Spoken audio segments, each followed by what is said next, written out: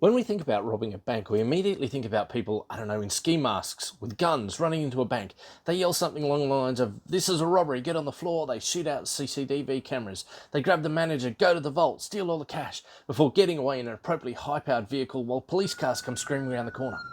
But there is a simpler way, an easier way, that does not involve guns, violence, or getaway cars. In this video, we cover how two middle-aged friends managed to pull off the heist of the century and the frighteningly simple way they were caught. So the first player in our story today is the National Australia Bank. Now, National Australia Bank actually started life back in 1857, about a kilometre down the road here in Melbourne. They were a bank, they were quite a successful bank for many years, and in 1982 they merged with the Commercial Banking Company of Sydney to form the National Australia Bank as we know it today. Now, NAB ranks in the top 3 banks in Australia and the top 50 banks globally. They have total assets under management of about $1 trillion, they earn about $1 billion a year in revenue, and they take home a nice profit of about $7 billion a year. So yeah, these guys are not a small player. Now, one of the interesting things that people may not realise about big corporates is that they actually host numerous events. It could be a sales kickoff, shareholder meeting, a product launch, a conference, a board retreat, or an all-hands meeting. And these events cost some serious cash. For example, I used to work for a single division of a software company, and that division used to fly 2,000 people each year to Seattle for a sales kickoff. Although they never saw the exact figures, those in the know suggested the price tag was around $20 million. So big corporations have event specialists, but they're going to outsource most of this work. After all, no one wants Gary and Alan from logistics giving 500 of our top customers salmonella poisoning for undercooking their chicken. These events require staff, guest speakers, the whole kit. And NAB is no different. Big corporate, big budget, big events. So let's introduce you to our criminal masterminds. And in this case, I'm not actually being ironic. These people are pretty smart. First of all, it's Rosemary Rogers. Now, Rosemary starts her career at the NAB. She starts working in a branch as a teller. And apparently she's pretty good. She works up through the branch and eventually ends up at corporate, where again, she does a great job. And as recognition, Rosemary ends up being the chief of staff to the CEO. So Rosemary clearly has some skills and talent. There's no question there. Now, as chief of staff, Rosemary has to organise a bunch of events, flights, accommodation, all that sort of stuff, and some of these big corporate events as well. Through organising those corporate events, she meets a lady by the name of Helen Rosman. Now, Helen actually runs a company called the Human Group, and they specialise in executive projects and event management. So the Human Group is a vendor to NAB, they're a supplier to NAB, they do legitimate work for NAB, and as a result, the two ladies meet and they get along pretty well and they start to become friends.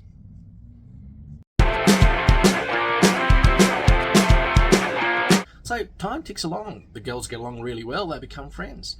And one day over a cheeky glass of Chardonnay, Helen confides to Rosemary that her company, the Human Group, is not doing so great and it's struggling to make money.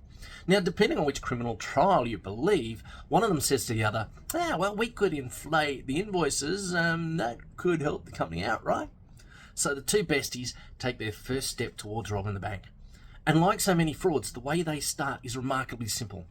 Helen sends an invoice in for work that was done. They did some legitimate work for NAB. The only difference is, instead of charging, the market rate of $500,000 or $500,000, they charge $600,000. Rosemary signs off on the invoice as part of her everyday work, NAB makes the payment. Now let's think about this. In terms of an event that you're organising, who's going to question an extra $100,000 in a $20 million event? That's less than 0.5% of the cost.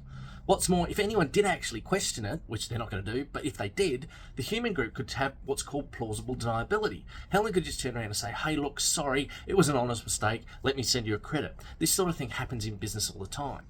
But of course, no one questions this invoice, the payment goes through, and now we have the classic setup for fraud. The two friends have found the weakness in the NAB payment system.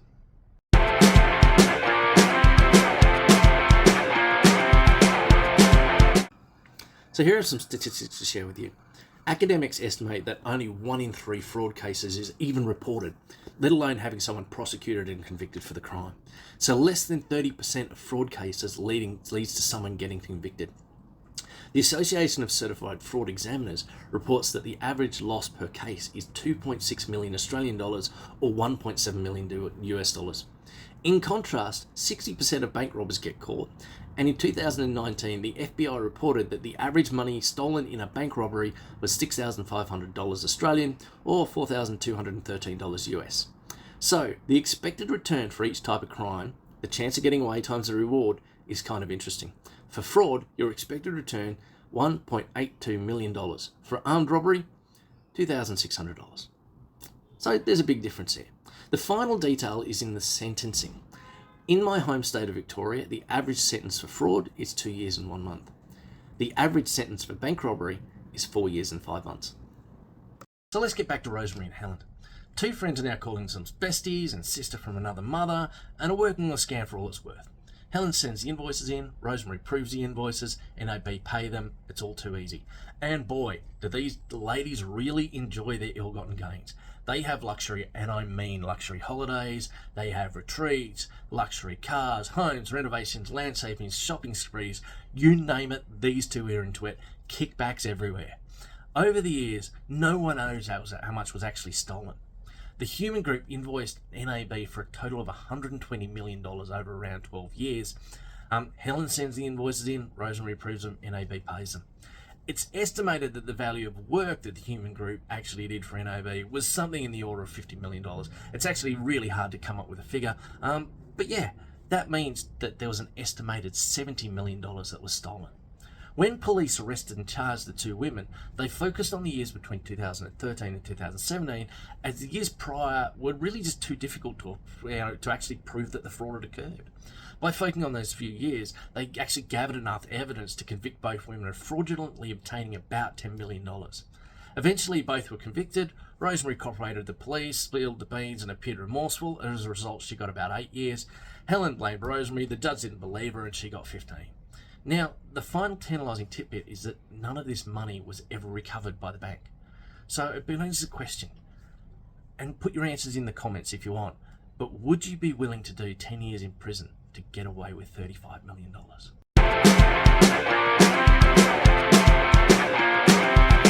Now, if the figures I've shared with you don't scare you, the way Helen and Rosemary were caught probably should. Were they caught with a routine audit? No. Were they caught with a well-constructed business case review? No, again, not. How about a single-minded accountant with awkward social skills chasing down every cent that the bank was spending? Again, no. They were caught when an anonymous email was sent to the executive team detailing the kickbacks that Rosemary was receiving. The executive team simply couldn't ignore it. They had to call the police. To this day, we don't know who sent the email. We don't know how much money was actually stolen. But what I do know is if you're thinking of a life of crime, the numbers don't lie. Put away the ski mask, don't bother with a high-power vehicle, forget the guns. Go and do a business degree and buy yourself a suit, because the cost-benefit analysis for fraud is way better than it is for armed robbery. I'm Andrew Chapman. Fraud prevention and spend management is what I do. If you or your business need some help, please reach out. Thanks for watching. Until next time.